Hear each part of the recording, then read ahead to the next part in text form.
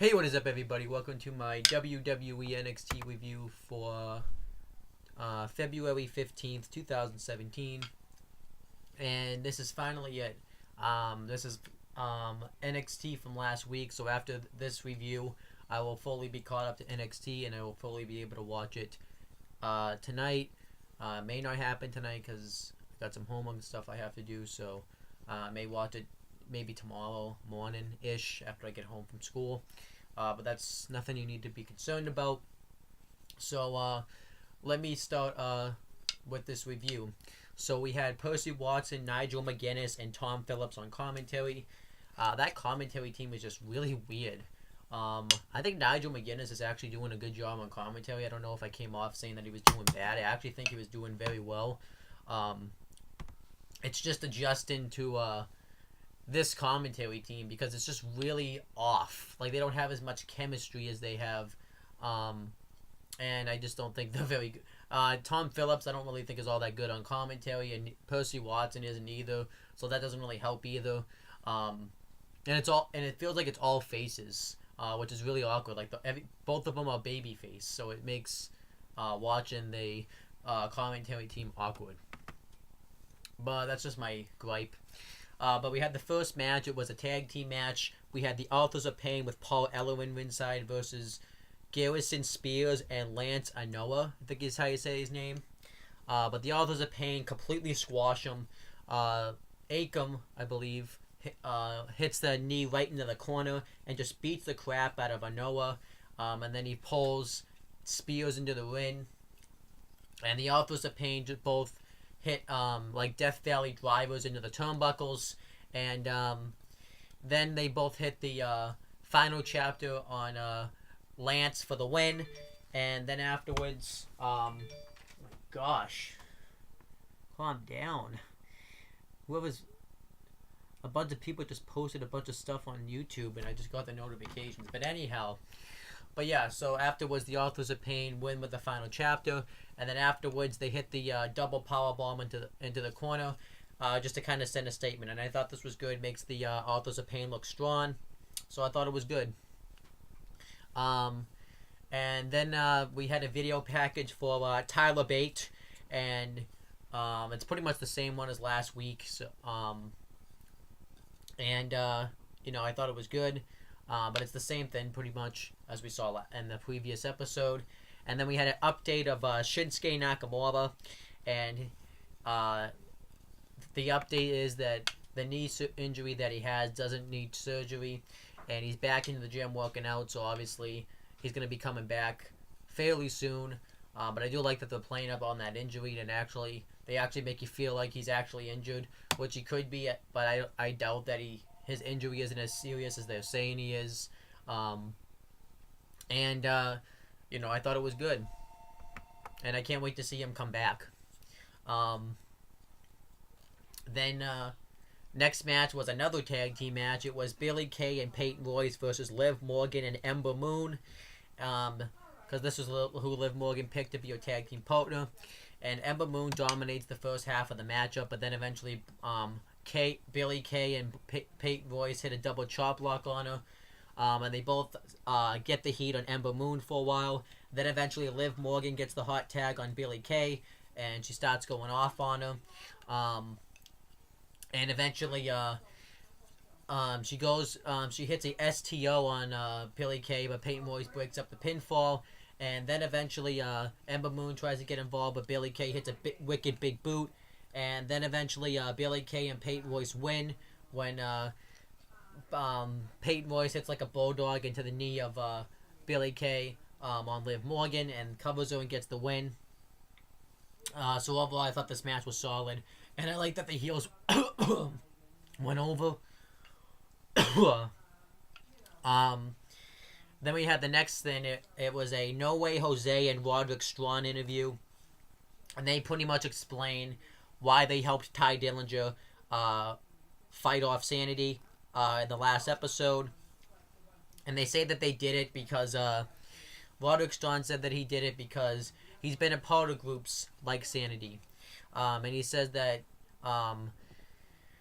he doesn't think that it's right that Ty Dillinger has to deal with a 4-on-1 situation. If it was just Eric Young going after Ty Dillinger, then he would understand. But having a 4-on-1 just isn't fair. And he says that also there could be a time where Sanity comes after me, and we have to take our chances.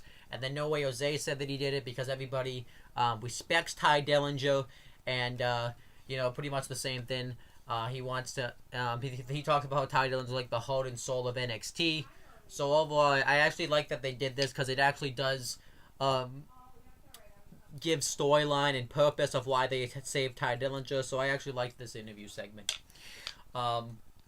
Then we had the next thing. It was a promo segment. Hashtag DIY come out, and they talk about how they finally lived their dream. They had at NXT TakeOver Toronto, they finally won the NXT Tag Team Championships, but then the dream turned into a nightmare when they lost them to the Authors of Pain.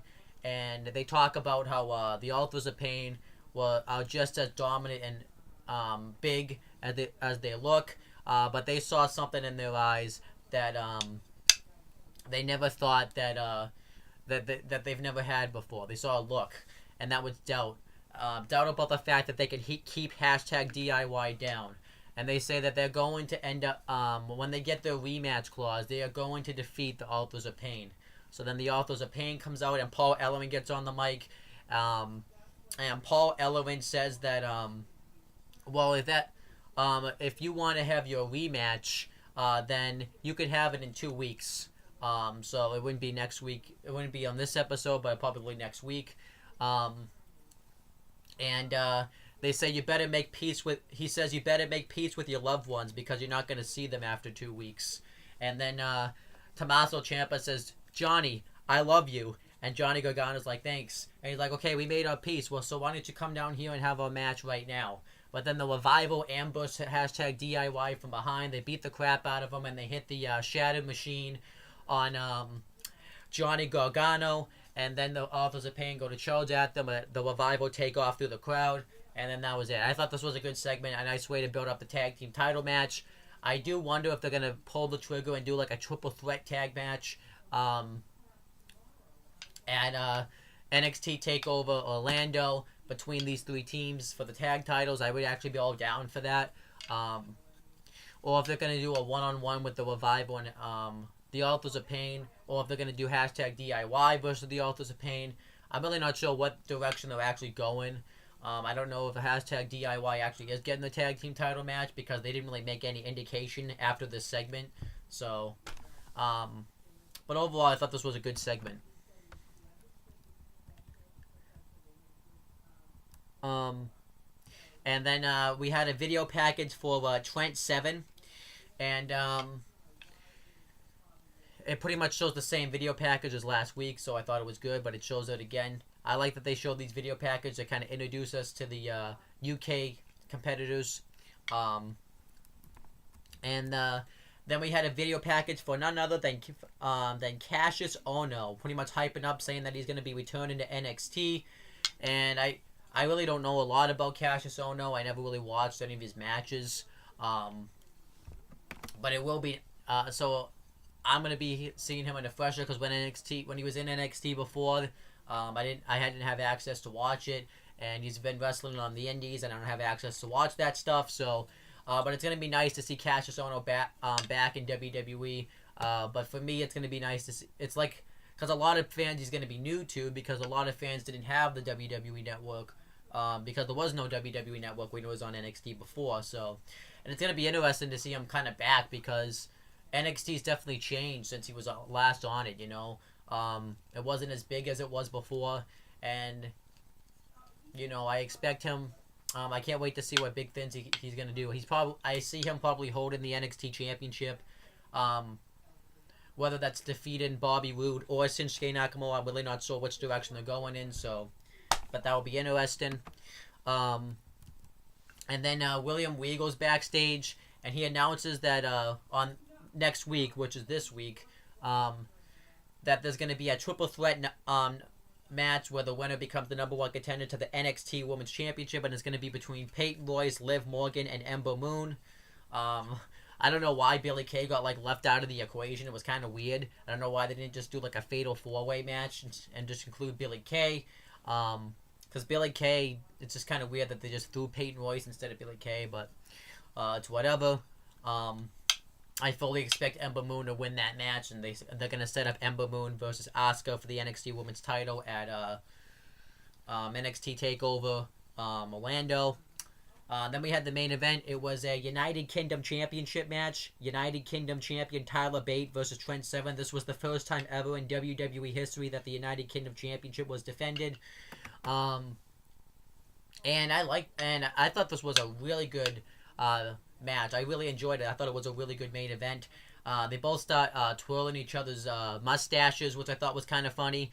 And then Tyler Bate dominates the first half of the matchup, but then Trent Seven dominates the second half, and Tyler Bate hits a dive on the outside, and eventually he gets back in the ring and he hits a clothesline off the top rope, but then Trent Seven runs across the ring and hits a chop right onto Tyler Bate, and then he hits a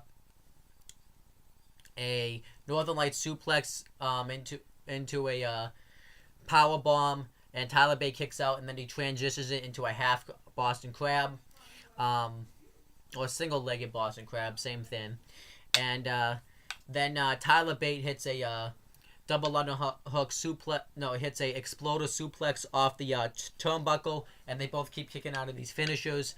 Trent Seven hits the 7-star lariat, but Tyler Bate still kicks out. And then eventually the finish comes when Tyler Bate hits a wicked right hand onto Trent Seven. He hits an Enziguri on him as well. And then he hits the Tyler Driver 97 for the win. And he retains his United Kingdom Championship. And afterwards they shake hands. And this match was interesting too because of the storyline, kind of, because they were both tag team partners. And I thought this was a perfect first defense for Tyler Bate. And I like the fact that that the UK turn. I'm not really sure what's going on. It seems like the UK title is going to be exclusive to NXT, which I think makes sense as of right now because, like I talked about a couple of reviews ago, if you put Tyler Bate, Trent Seven, and any of these other guys that were in the tournament on the main roster right now, they would not get over, especially Tyler Bate. I don't hate the guy, but coming out and waving to people and the gimmick that he has is very bland, and it just would not get over on the main roster. I think people wouldn't really know what to do. And you know, they've only really wrestled in front of a UK crowd as well. So this is still something that could be new to the NXT crowd. The NXT crowd though is going to react better to it because they are the people that watched that stuff. And the NXT crowd, most likely, all of them that were in that building, probably watched the United Kingdom Championship tournament, so you know it makes sense. So I do like that they're gonna put him on NXT, and you know Tyler Bates, somebody that I think is a really good wrestler. He obviously his gimmick is kind of lacking, but you know he's somebody that I didn't really care as much for in the beginning of the UK tournament, and then obviously I cared about him now. I really like Trent Seven. I think he's really good, and that's about it. So, yeah, that was my review of NXT. Overall, I thought this was a really good show. I really enjoyed it. I liked the build-up for the NXT Tag Team Championships. What's going on with the NXT Tag Team division with the Authors of Pain, hashtag DIY, and the Revival. I liked the women's match. And I also liked the main event. So, overall, if I had to rate this show, I'm going to rate it a 7 out of 10. And that's pretty much it, guys. Make sure to subscribe to this channel and subscribe to my CM Brothers and my Owen the Talkinator channel. And that's pretty much it, guys. Talk to you later.